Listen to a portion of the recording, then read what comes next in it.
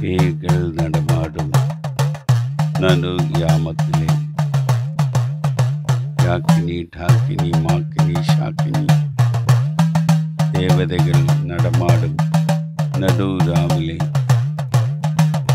തനിയ മഹാശ്മശാനം மயானத்தில் உட்கார்ந்து பூஜை பண்ணும்போது கிடைக்கிற சக்திகள், அகோர மூர்த்திகள் நம்மளோட வாழ்க்கையில் எவ்வளவு சேஞ்ச் கொண்டு வரும், இது யாருக்குமே தெரியாது.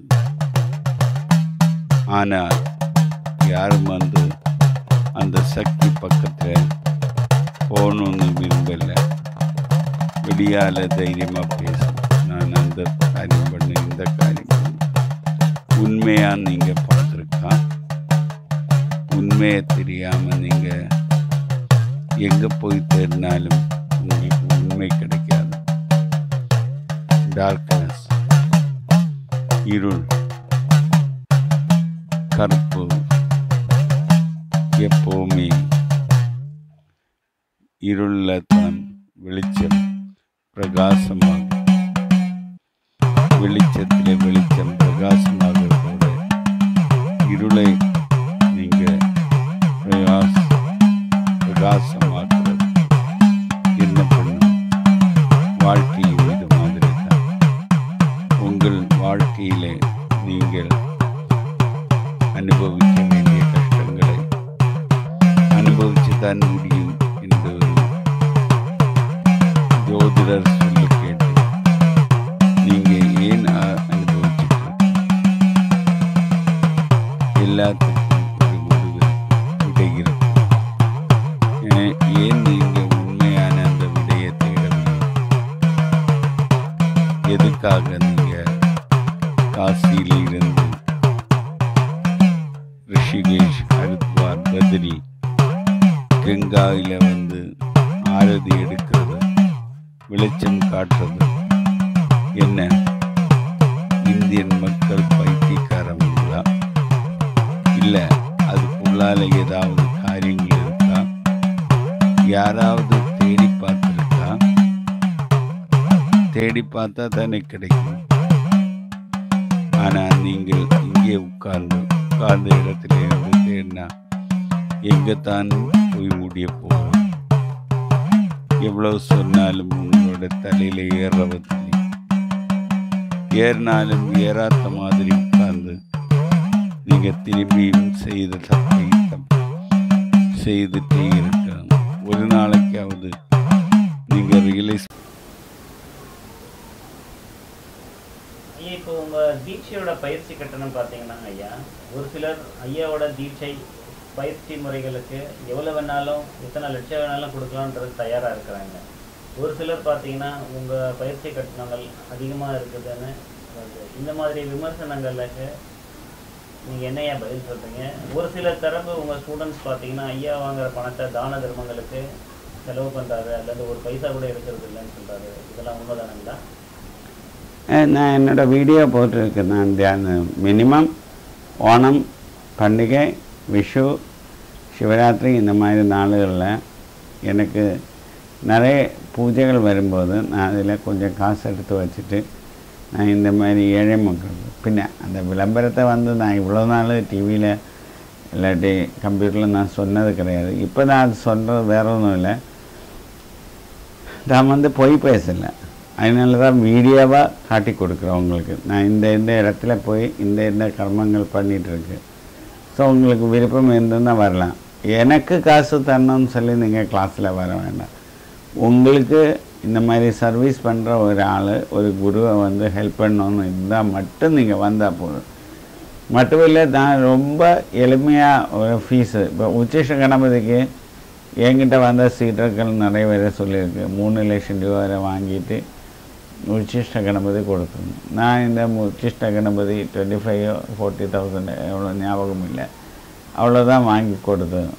25,000. அப்போது இருந்தாலும் அதான் நாய் புத்தின்னு சொல்லும், குரங்கு புத்தின்னு சொல்லும். அப்போ பாலயோகி சுவாமி ஒரிஜினல் தரலையா? 25,000 ரூபாய்க்கு இவ்வளோ காசு வாங்கி தீட்சை கிடச்சதுன்னா இந்த வேறு குருவிட்டேருந்து 5 லட்சம் 6 லட்சம் ரூபா கொடுத்து வாங்கின அந்த மந்திரத்தை இவர் ஏன் 25,000 ரூபாய்க்கு தானே 30,000 ரூபாய்க்கு தானே? ஆக்சுவலி மந்திர தீட்சை கொடுக்கறதுக்கு காசு வாங்கக்கூடாது. பின்ன அதோட சைடாக நம்ம அதுக்கு பரிகாரம் பண்ணுறதுக்கு தான் காசு வாங்குறோம். இதாக ஆக்சுவலி நடந்துகிட்ருக்கிறது. ஆனால் இது யாருமே அண்டர்ஸ்டுட் பண்ணலை. இதுதான் என்னோட கவலை. ஒரு சிலர் பார்த்தீங்கன்னா உங்கள் கூடயே இருந்துக்கிட்டு உங்களுக்கு உண்மையிலேயே ஒரு குரு பரம்பரை இருக்கா, அந்த குரு பரம்பரைய ஆலோசனைப்படி தான் நடக்கிறீங்களா, உண்மையிலே உங்களுக்கு உபாசனைகள் மூர்த்தி இருக்கா, உங்களை வழிகாட்டுறாங்களா, இந்த மாதிரியான கேள்விகள்லாம் வருதுங்களா ஐயா? இந்த மாதிரியான விமர்சனங்களை நீங்கள் எப்படி எடுத்துக்கிறீங்க? நான் ரொம்ப காமெடியாக எடுத்துக்கினேன். ஏன்னா உபாசன மூர்த்தி வந்து நர்சரி ஸ்கூலில் படிச்சுட்ருக்கு. இப்போ நான் போய் இவங்க வர டைமில் குழந்தை தானே, அவங்க வரமாட்டேன்னு அடம்பண்டாக இருக்கிறது. ஏன்னா நான் இப்போ மூகாம்பிகை தேவியும் சின்னமஸ்தாவை வாராகியெல்லாம் நான் கால் பண்ணும்போது எதுக்கு நான் இந்த திருட்டு பசங்களை பார்க்குறதுக்கு வரணும்னு அவங்க சொல்கிறாங்க. நான் என்ன பண்ண முடியும்? நான் உண்மையாக நான் கூட்டிகிட்டு வந்து உங்களுக்கு காட்டி தரணும் தான் என்னோடய ஆசை. ஆனால் அவங்க வரலை. உங்களை நம்பிக்கை இல்லை. உங்களை பற்றி நீங்கள் என்ன ஏமாற்ற வர்றனாக்கும் அவங்க சொல்லிகிட்ருக்கு. உண்மையாக போய் அவங்க அந்த மாதிரி தான் என்கிட்ட சொல்கிறாங்க. நான் வந்து ஒரு நாளைக்கு நான் சொன்னேன், இல்லை என்ன ஏமாற்றுறதுக்கெல்லாம் நீங்கள் வந்து கொஞ்சம் காய்ச்சி கொடுங்க, காய்ச்சி கொடுத்தாவது அவங்கள வந்து பிலீவ் பண்ண வைக்கும், சனாதன தர்மம் வளரட்டும். அந்த மாதிரி கண்டிப்பாக இல்லை. இந்த திருட்டு மூஞ்சிகளாக எனக்கு பார்க்கவே வேண்டாம்னு சொல்லி குழந்த மாதிரி அழுதுட்டு பிள்ளையாரும் வாராகியெல்லாம் ஓடியே போயிட்டுருக்கு.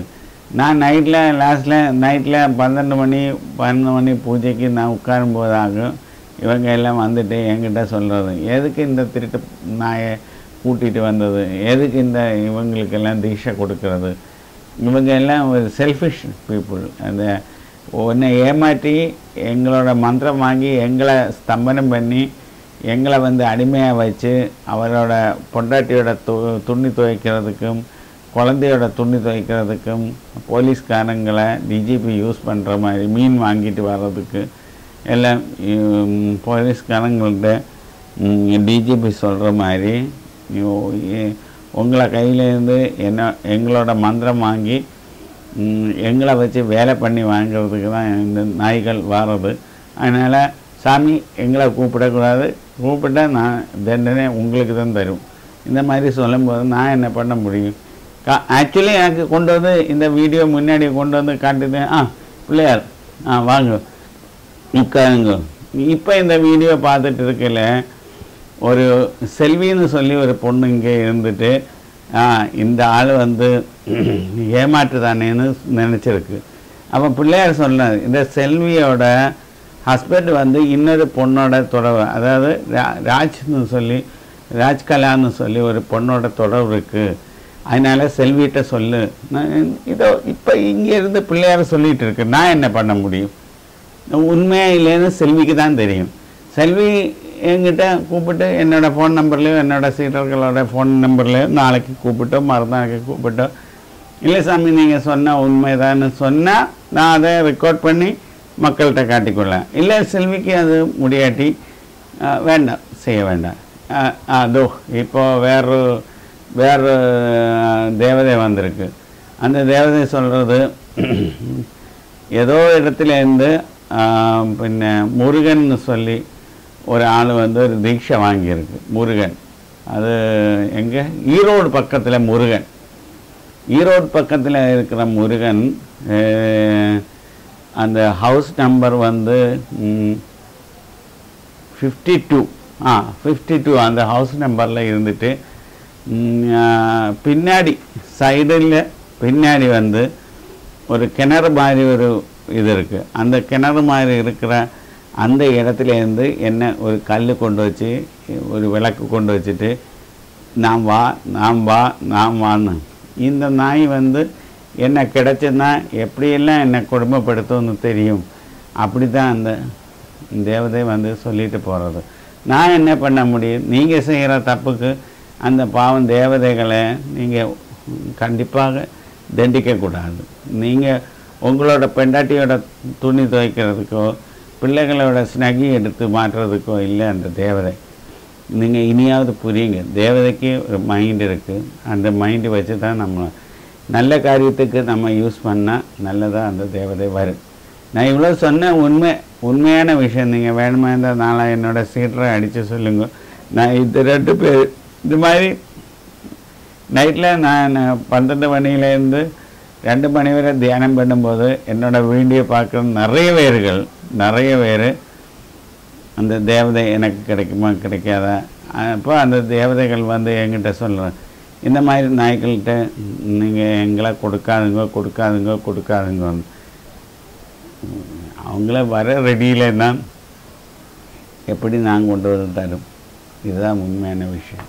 இப்போ அந்த வீடியோ ஷூட்டிங் போது நீங்கள் வந்து ப்ரெடிக்ட் பண்ணியிருக்கீங்க, இது ரியலி உண்மைதானுங்களா? இல்லை அது மாதிரி நீங்கள் ஒரு பர்டிகுலராக ஒரு பேரோட டோர் நம்பரோட இடத்தோட சொல்கிறீங்க, அந்த மாதிரியான நபர் இருந்து உங்களையும் அவங்க சிலரையும் தொடர்பு கொண்டா அவங்க நீங்கள் பகிரங்கமாக இது மாதிரியான வீடியோவில் அவங்களோட இன்டர்வியூவை பப்ளிஷ் பண்ண முடியுங்களா? தைரியமாக எனக்கு பண்ண முடியும். ஏன்னா நான் உண்மையை தான் சொல்கிறேன். அந்த வீடியோ பார்த்துட்டு அவங்க என்னை சேலஞ்ச் பண்ணட்டும். இந்த மாதிரி நான் அந்த ரெடி, சேலஞ்சு ஏற்றெடுக்கிறதுக்கு ரெடி. இப்போ வந்து என்ன பொன்னமங்கலம்னு ஒரு இடம் இருக்கா தமிழ்நாட்டில்?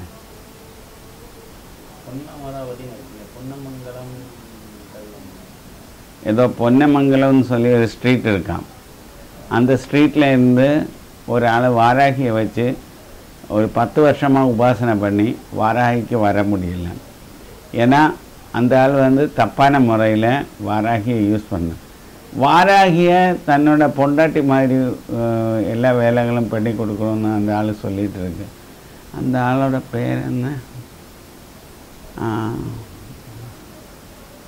என்ன பேர்?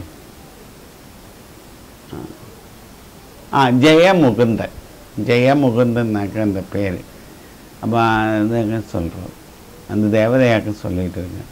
அப்போ ஜெயமுகுந்தன் ப்ராயர் பண்ணி இது வேண்டாம்னாக்கும் அந்த தேவதை சொல்கிறது.